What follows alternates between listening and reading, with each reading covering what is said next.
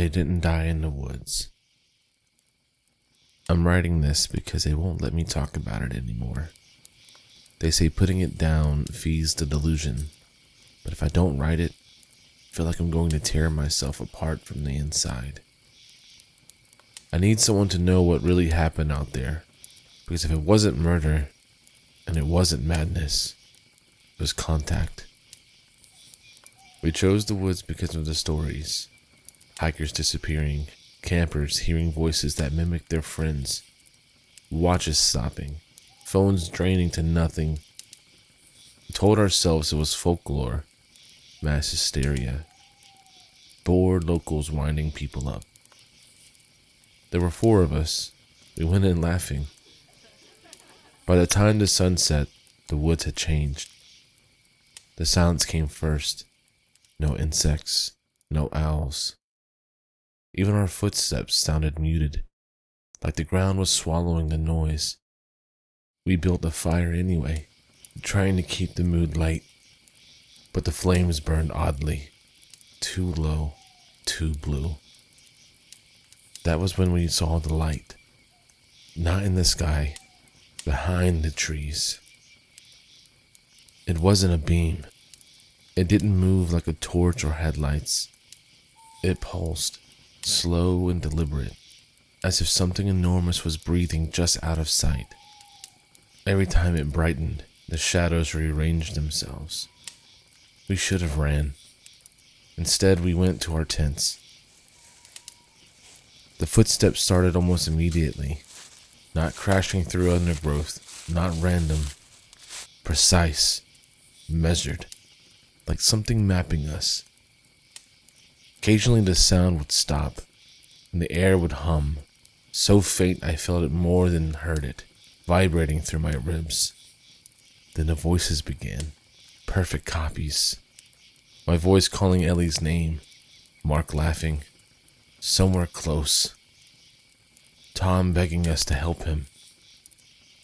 In the morning, Mark was gone. His tent hadn't been opened.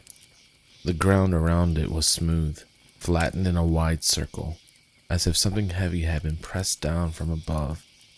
His watch laid in the center, cracked and permanently stopped at 2:17 in the morning. Ellie was next. She stood staring up at the trees, mouth hanging open, eyes reflecting something I couldn't see. When I grabbed her arm, she screamed. She rose without being touched, just lifted, slowly, straight up into the canopy. There were no branches breaking, no struggle, just the sound of her screaming fading into nothing. By the second night, I knew what was happening. We weren't being hunted. We were being collected. The light came back stronger this time. The air felt thin and wrong. Tom ran. The hum spiked, and he collapsed mid-step, body jerking like every nerve had been switched on at once. Then he was gone too, pulled upwards so fast I barely saw it. I don't know why I was spared. They found me 2 days later, wandering barefoot near the road. Clothes burned in places, skin marked with strange, perfectly symmetrical bruises. The campsite was there, but everything metallic was warped, melted slightly, like it had been exposed to intense heat. No bodies, no blood. They say I killed them. They say I imagined the lights, the voices, the way Ellie floated into the trees.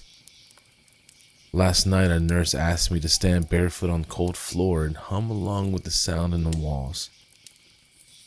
I didn't remember agreeing, but my body did it anyway. She smiled, made a note on her tablet and said, "Good. You're adapting faster than the others."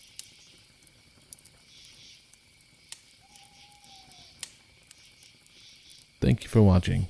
If you've enjoyed this video and want to see more of this kind of content, please like this video, share it with your friends, and consider subscribing and following me on all of my platforms. It'll help me know that you want more. Thank you and have a good night.